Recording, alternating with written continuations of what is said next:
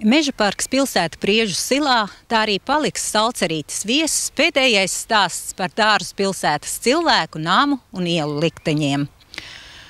Nākošo stāstu varēs rakstīt jau kāds cits, bet šajā grāmatā mēs varam atrast visu. Arī to, kāpēc Velmes iela tomēr ir Velmes iela, nevis Vēlmes iela. Velmes iela ierīkota 20. gadu beigās, bet ielas trase daļēji sakrīt ar Tornas jeb Toruņas ielu, ko izveidoja vēl pirms Pirmā pasaules kara. 1929. gadā iela nosaukta pirmās atmodas laika darbinieka žurnāla Austrums izdevēja un redaktora Jēkaba Velmes vārdā. Lai gan te ir daudz namu, patiesībā ielai piederīgas ir tikai 3 30. gados būvētas ēkas. Zobgaļa melš, ka katra ēka atrodoties savā ielā. Es vienmēr domāju, ka Vēlmes, bet tas ir tā Velmes. Kāds ievērojams objekts? Jā, piemēram, šis te gāzes tāds būdiņ, ko uzstādīja kaut kādos, es pieņemu, 70. gados, kad te kaut ko gazificēja. Un šeit parādījās Rīgā pirmais, vai vismaz tas pirmais politiskais tāds pretpadomi lozungs, lai dzīvo Kārlis Ulmans. Tas vēl bija 80. gadu vidū, un tad nākošā dienā viņš kā dienu stāvēja, tā kāds bija laikam ieraudzījis, un tad tā 2 sētnieki kaut ko citīgi krāsoja ciet, un mēs redzam arī tā nokrāsotie ķieģeļi, sarkanie ķieģeļi, sarkani nokrāsoti. Velmes ielas slepnākā ēka, pirmais numurs, atrodas pie Siguldas prospekta. 30. gados māja piederēja Diskonta bankas direktora Pētera Martinsona kundzei Eleonorai. Pašlaik lielākās pārmaiņas notiek Velmes un Dārziņa ielas stūrī, kur vēl pirms 10 mēnešiem aizaugušā dārzā slēpās sens nams. Vienīgais mums ir žēl, ka tas stūris būs tāds slēgts. Tā, redziet, cik augsts sēt un tas tā. Bet tas jau ir tā kā pret noteikumiem Mežaparkā. Ir, bet ko mēs varam darīt? Es jau tur burkšķēju bišķiņu, bet nekādas rezultāti nav. Un te mēs redzam, kur saimnieks ir sagrājis brīnišķīgi art deko stila žogu. Tas ir vēl tā metāla daļa ir no veciem laikiem, pielikt jaunu cementtaļu. Bet tas ir tāds no labiem tādiem dizaina žogiem, kas ir tā, ko var, teiksim, iegrāmatot kā tādu stilu. Tāda mājīga, omulīgā māja, ko stepiņa māja, kā saka, un tas viņš pats ir būvējis. Un, protams, viņa jau ir aizsaulē, un te tāda Kārkliņa ģimene dzīvo. Jā, skaista māja. Tāda pilna ar tādu komfortu un romantiku. Dažādie žogi simbolizē pārmaiņu laiku Emīla Dārziņa ielā. Vairāk nekā 70 gadus tā ir latviešu inteliģences iela, jo te savas mājas uzcēluši ārsti, arhitekti, mākslinieki, mūziķi, universitātes pasniedzēji. 1932. gadā ielai piešķir komponista Emīla Dārziņa vārdu. Savu statusu un auru ielai izdodas saglabāt arī padomju laikā, jo te par laimi iekārto visai maz komunālo dzīvokļu. Emīla Dārziņas ielas nosaukums, jūs jau ziniet, radies ir Pamiljāns.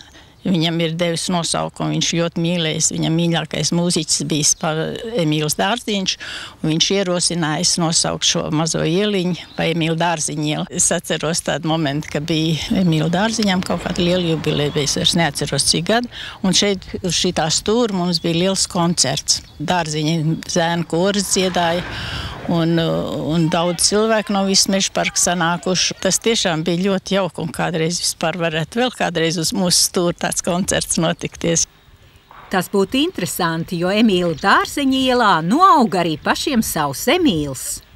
Bet mākslinieces Beatrises Kārkliņas bērni izauguši Ernesta un Mildas Stepiņu namā.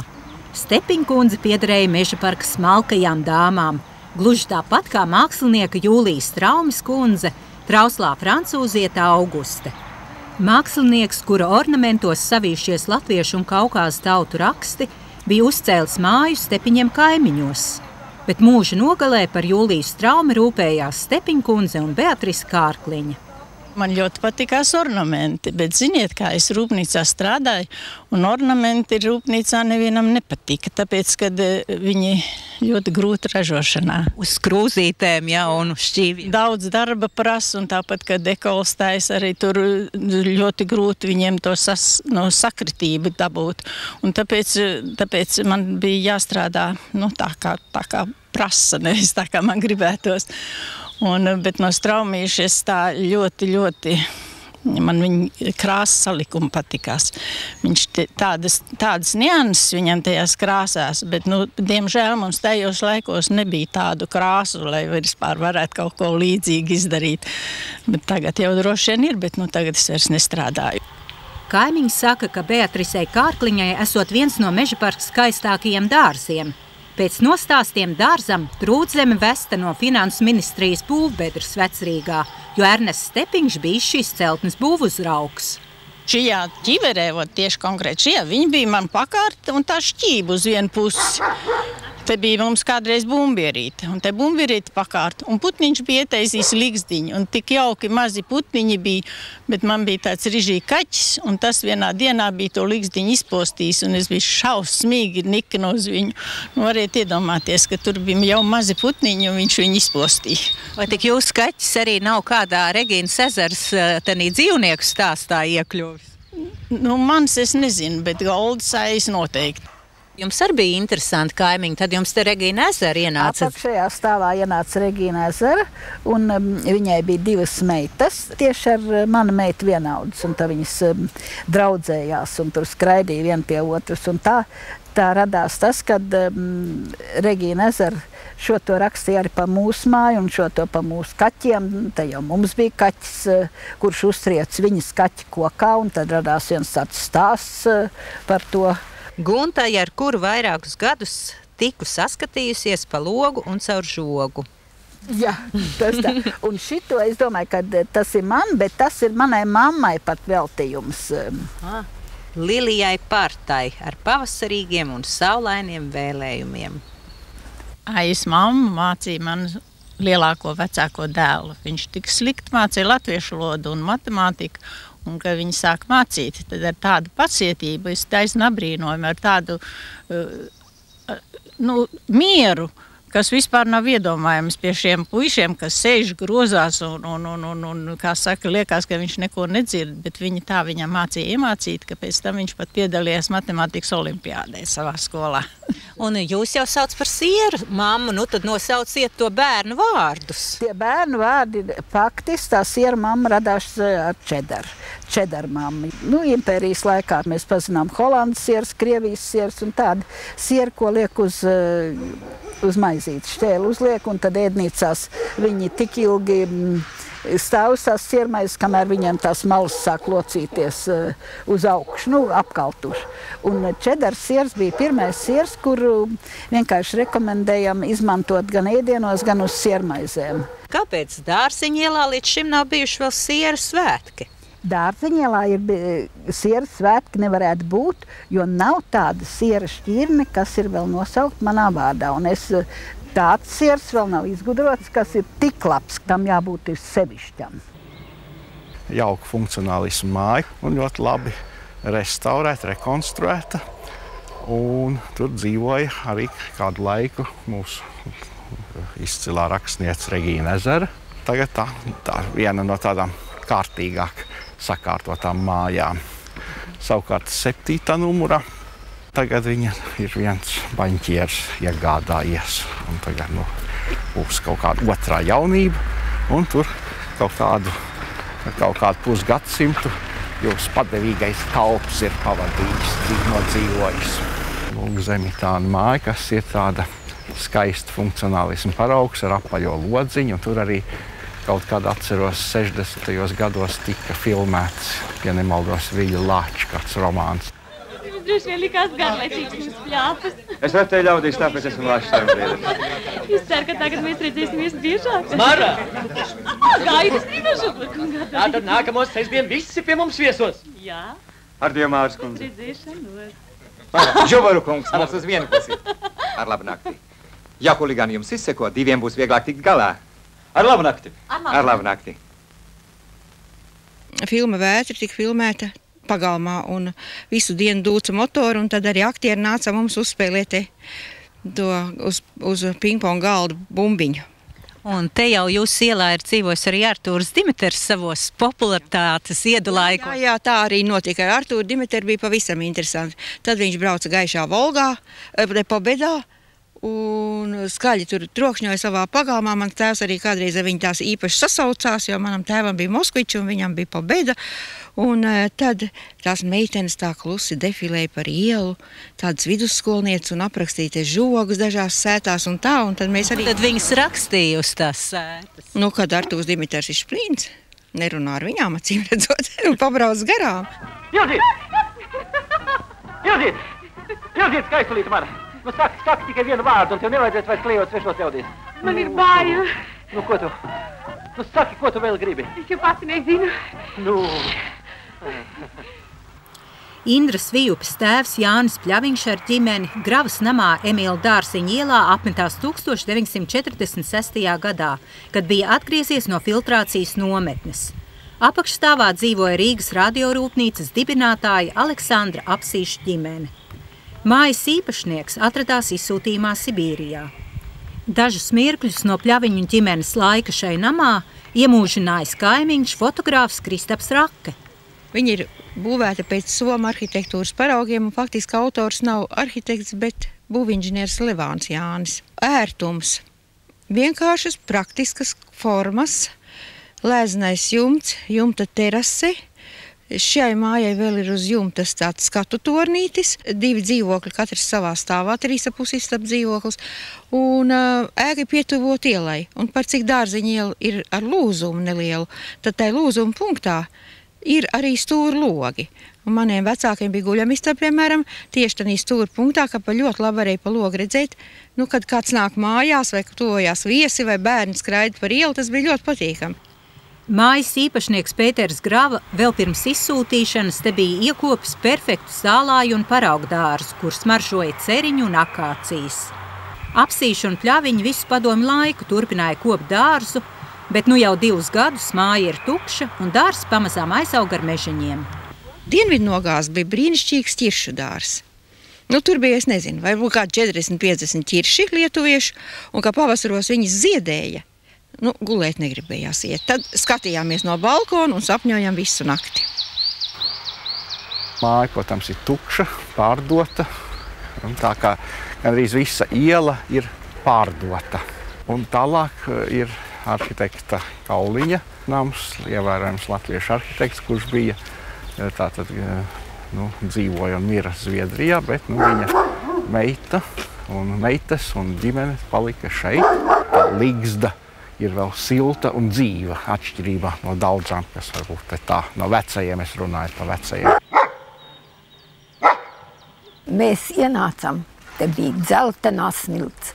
Man strādnieki, kas te bija iztaisījuši remontu mājā, vīrmāma gribēja, lai mēs tīrā mājā ienākam, un tie nogrābstīja tā kā kapsētā. Viss, kas aug, tas viss mūsu pašu uzstrādāts. Iepriekšējais saimnieks bija vācietis, bet viņam cilvēkam ļoti neveicās. Viņam bija sieva, kas vienmēr sēdēja baltā blūzē un melnos svārkos. Sēdēja un nevienu pirkstu nepakustināja. Bet jūs vispār uz zvaigznēm esot lūkojusies un piespiedus visus savus bērnus zvaigznes skaitīt? To es darīju, jā, to jūs var meitas apgalvot. Mēs nebijām saistīti ar to, ka mēs esam zemē un ka mums jārēķinās, piemēram, ar zvaigznējiem, kas ir pilsētā, kas ir jau patiesībā zem horizonta, vai neko nevar redzēt. Un šeit viss paskaties uz visām pusēm, tikai uz ziemeļu pusi nav mums visai izdevīgi. Vai ne? Gribiet, uzkāpsim augšā, es jums parādīšu, kur to viss var redzēt. Tur vienmēr stāvēja trepītes, un tā mēs vienmēr tur kāpām augšā. Jo saprotams, vai nebija vienalga uz kur jumti, ja nakts labākā daļa pagāja guļot uz jumtu. Un faktiski mēs arī nekad neviens savā starpā runājot, visi 3, neesam uz tā jumta aizmiguši. Jo tad mamma vienmēr mācīja interesanti kaut ko stāstīt par tām zvaigznēm. Sevišķi skaistais piedzīvojums bija tas, ka mēs redzējām ziemeļblāzmu. Un mēs esam māsas visu laiku par šo jautājumu debatējam, kur tanī naktī gulēja uz jumtu un kuru pasauc otru. Jo sanāca braucam jau no tam viss mājas iedzīvotāji, kas bija, lai to zemeļblāzmu redzētu. Viens tāds labs gājiens bija, ka mēs visu laiku domājam, tas arī katrā ziņā brāļvadībā tika izdomāts, ka vajadzētu pamēģināt kādreiz uz tā bleķa jumta olas izcept, bet neizdevās.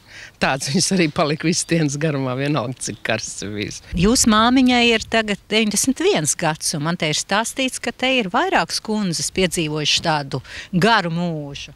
Jā, praktiski māma tagad ir palikusi vienīgā. Nu, kā mēs te visu laiku spriedam, tad viņas savā starpā sacīkstās, kura ilgāk nodzīvos. Ja? Lūkina kundze, man liekas, līdz 97 nodzīvoja. Pamiljāna kundze, kas nomira pagājuši gadu, vai viņa nebija viss 100 jau. Un Borga mamma jau arī ir tāda pati vecuma cilvēks. Un jāsaka paldies, ka viņi neredz, ka viņiem jāaiziet no tās mājas, jo es nezinu, kā tas cilvēks būtu pārdzīvojis to. Ar ko tā iela ir tāda īpaša? Mums ir tāda tradicija, ka mēs jaungada naktī pulkstenis 12. Katrs izdzeram savā mājā šampāni, tad nākam uz ielas. Ja? Un tāds liels prieks, ka tam pulkam sāk tomēr nākt vēl cilvēku klāt. Ir patīkami, ka ir ienākuši jauni un simpātiski arī jauni saimnieki, Klemeņķev pāris. Mēs draudzējamies ar Lūkiņu ģimeni. Mēs tā ļoti stingri draudzējamies. Un faktiski tā ir palikusi vienīgā ģimene, kas ir no tiem iepriekšējiem laikiem. Ārsti Haralds un Magdalēna Lūkini māju uzcēla 1939. gadā, bet slavenās ārstu dzimtas saknes Meža parkā ir vēl stiprākas. Te dzīvoja tagadējo saimnieku vectēvs, slavenais homeopāts Fēliks Lūkins un vecmāmiņa rakstniece Ivanda Kāja. Haralds Lūkins saviem bērniem deva īpatnējus vārdus – Ilona, Ilārija, Arjans un Indars. Vecmāmiņai uzprasīja, ko lai mēs darām. Gaidījām meiteni, gribējām saukt par Indaru, bet piedzimst puika. Un tad viņa uzrakstīja, dodiet viņam vārdu Indars. Un tā es tiku pie tā vārdu, un tagad Latvijā ir tik daudz, kad jau kalendāri ir. Vecāki uzskatīja, ka maziem bērniem saldums nevajag dot, ka tas ir veselībai kaitīgi. Bet Ivanda Kāja, tad acīmredzot bija citās domās, un tad viņus tādām zīmētiem rakstīja, bērniem jādod saldumi. Mamma vai tēvs vairāk sekoja tai mājas būvē līdzi? Tēvs finansēja, bet visas tās projektus un uzraudzību un visu to tas bija mātes ziņā. Un faktiski tā mājas celšana bija pēc mātes iniciatīvas. Bija labs arhitekts, latvietis, pa visiem juku laikiem viņš ir tālāk devies uz Etiopiju un ilgus gadus cienījamā Etiopijas valdnieka Haile Selasija galmā kalpojas par arhitektu un izpildījis viņa pasūtījumus. Arhitekta Visvalža Paeglis projektētajā namā mierīga dzīve ilga tikai līdz 1940. gadam. Padomju okupācijas iestādes tautā populāro ārstu vispirms iecēla par jaunāko ziņu redaktoru, bet pēc tam ielika augstākās padomes vēlēšanu listē. Māte teica, mēs uzvilkam tos elegantākās drēbes un metelīšus un aizgājām uz vēlēšanu komisiju un stādījāmies priekšā, kas mēs esam. Un pateicam, ka mēs nākam atteikties, kad tēvs nav ar mieru būt par deputātu. Ka viņš strādā, teiksim, viņš aizņem savā darbā un tā. Un tad viņa prasti izlamāja rupjiem krievu vārdiem, pateica, lai vācās prom, ka nevienam neinteresē tas, ko viņš domā vai viņa domas vispār. Un ar to jautājums bija izsmelts, viņas izmet ārā un deputāts viņš bija. Padomju okupācijas laikā Lūkā zem grīdas slēpās Haralda Lūkina draugs, liftu būvnieks Fricis Gailis, kuru vajāja čeka. Viņš bija izdarījis pēc padomu likumiem nāves grēku. Viņš bija atradies Helsinkos, kad pirmo reizi padomu lidmašīnas bumboja Helsinkus. Vienkārši kā tur pa darba lietām aizbrauc, atgriezies Latvijā, viņš nekautrēdamies pastāstīja, kas tur notika. Vācu laikā Fricis Gailis savukārt izglāba Haraldu Lūkinu, kad vācieši viņu apcietināja kā bijušo padomju deputātu. Taču no čekas nagiem Haralds Lūkins nepaglābās. 49. gadā, kā Rēriha biedrības aktīvu dalībnieku tēvu arestēja un notiesāja, tolaik ar augstāko sodu mēru 25 gadiem. Un Māte palika viena ar mums 4. Viņa nāves grēki bija 2. Vācieši deputāts un tā tālāk nošāva. Jūs atstāja dzīvi, tad jūs esat piegojis viņa labā un esat amerikāņus. Otrais bija par to, ka viņam bija patiešām milzīga prakse un pirmās Latvijas republikas laikā. Tādu naudu neviens nevarēja Latvijā pelnīt. Jūs akla amerikāņu spiegs, to Rērika biedrība tā starp citu. Teiksim, viņš cenī laikā kāds 180 arestēja. 56. gadā viņš atgriezās kā reabilitēts. Sākot studijas 53. gadā, viss jau tas bija materiāli uz mātes pleciem un pateicoties viņai mēs varējām izstudēt. Ja viņi nebūtu strādājis pāri spēkiem, tad nezinu, vai mēs būtu varējuši studēt par ārstiem. Par likteņu spēlēm var uzskatīt faktu, ka ilgus gadus turpat netālu Dārzeņu un Olavu ielas stūrī dzīvoja čekas priekšnieks Alfons Noviks. Viņa mājai pretī atradās mūziķa Jūlija Pamiljena nams, pirmā ēka, kas tika uzcelta šajā ielā. Es viņu atceros kā tādu balto dieviņu, tāds baltais tēvs te gāja, tāds ļoti pilns ar labestību. Viņš izstaroja tādu gaismu no sevis. Un viņš bija tas cilvēks, mēs tur puikas ar tādām koku šautenītēm skraidījām. Un viņš teica, tu nekad to šautenīti nevērs pret citu, jo vienreiz dzīvē tā šautenīte var šaut. Kas ir tālāk? Tālāk ir taciņa vai iela? Kas faktiski ir iela, un tur vienmēr ir jāuzmin, ka kāds nāk no tās puses. Tad viņam saka aiziet līdz Dārziņu ielai, viņš, protams, paskrien garām. Vienam neienāk prātā, ka tā šķirbi tā iela. Un te var labi salīdzināt, paskatīties atkal, kā pilsētas saimnieki lieli aussaiņi. Lūk, mēs redzam šo te laternu stabu, kāds bija. Un tad pēkšņi vienā brīdī uz Ezermalas ielas pēkšņi tam ziloņu kājām nomaina. Tas no kaut kāda dzelzceļa stabu saliek, un tad maz lampiņu galā.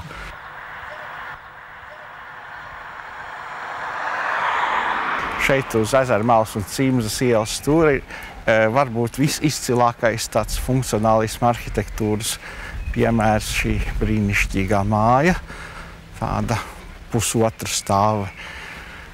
Un es teiktu, ka tāds absolūts dimants. Jāņa Cimzas iela ierīkota 1932. gadā uz bijušās Mejermuižas zemes. Iela nosaukta mūzikas pedagoga Vidzemes skolotāja semināra vadītāja Jāņa Cimzas vārdā. 1934. gadā Cimzas ielā uzcēla 2 ievērības cienīgus namus. Vienā dzīvoja rakstnieks un bijušais Saeimas deputāts Gotfrīds Milbergs, jeb Skuju Frīdis, bet otrs, ko projektējis arhitekts Šervinskis, atgādināja pili. Par pili īsti būvēta šī māja nebūtu. Māju cēla ārsts Pēters Gavars, kurš bija 2 Rīgai piegulošu pagastu ārsts 30. gados. Gavaru meita Maiga, tā mana māsīca, man tuvāk pazīstam, mēs mācījāmies vienā skolā. Mēs satuvinājāmies vairāk ap to laiku, kad Gavari vairs nedzīvoja nemaz šeit Cimzas ielā, jo 40. gadā māju nacionalizēja. Viņiem nebija lemts vācu laikā atgriezties, jo te jau bija kāda vācu lazarete vai kāda cita iestāde. To arī es tā īsti labi vairs nevar atcerēties. Jau 10 gadu Gavara namā atrodas bērnu dārzs, bet pirms pāris gadiem ēka kļuva par strīdābolu īpašumu karos. Es esmu ļoti pateicīga un mūs izglāba Roskungs. Jo viņš ienāca pieteikt savu mazmeitiņu bērtās rindā. Un es viņam saku, zināt, es nezinu, doma ir tāda, ka varbūt mēs šeit nebūsim. Jā, labi, viņš nokārtosim rindu, pierakstīsim bēriņu, un tad par šo tematu mēs parunāsim. Maiga taisni tā arī rakstīja, ka viņi nevēlas neko citu. Ja šī māja tiek liederīgi izmantot bērndārza vajadzībām, ka tad tas viņu pilnīgi apmierina, ka tā arī būtu, kad viņas vecāki arī būtu gandarīti par to. Uz 1. septembri man ir tik daudz bērnu, kad es tiešām laikam visus te varēšu apmierināt. Bet centīsimies veidot grupiņas tā, lai mēs visus savus mežparku bērnus apmierinātu. Te ir ielas gals, kas noslēdzās ar šo te interesanto namu, kas ir no pirmskara laika arhitektūras, tāda kā piramīda, ļoti tāda fascinējoša celtnes. Es skaties Latvijas arhitektūras žurnālā tos plānojumus, tā ka viņi tādi ļoti oriģināli. Un šeit ir izeja uz Ķīšezeru, kas faktiski tā publiskā telpa tiek sagrauta ar šo jaunbūvi, kur varbūt kāds vēl piebūvēsies, un tad tā būs bloķēta vieta. Bloķētas vietas Meža parkā nāk modē. Emīla Dārziņa ielā šādu veidojumu iesaukuši par zoodārzu. Pretstati un jurģi – tā ir jauno mērnieku laiku iezīme. Kā mēs filmētu. Tāds darbs. Paga, ko jāliek, man jau ir salikts. Kastē, man maisos ir salikts un pilns maisa grāmatām, tad iedomājies, ko viņš sver. Ja kastēs liek mazajās kastēs, tu saproti, es te galu neredzu, tā es līdz pastardienai krāmēšos. Tā problēma ir tas, ka man jau grāmatas ir darbam. Tas mans darba instruments. Tas nav tā, kā man kaut kāda dzīvoja komisijā, tur kaut kāds tur teica, tad pārdodat jums tādu, liekat, ko tad es strādāšu. Faktiski šis raidījums ir mans tāds ardievas šai ielai, tāds simbolisms ir visā tajā notikumā. 1,5 gadsimts vai vairāk, kaut kā 55 gadi tai nodzīvot. Pilns ar visādiem sentimentiem, un tā viss tas tā piesātināts. Tas jau nekur nepazūd.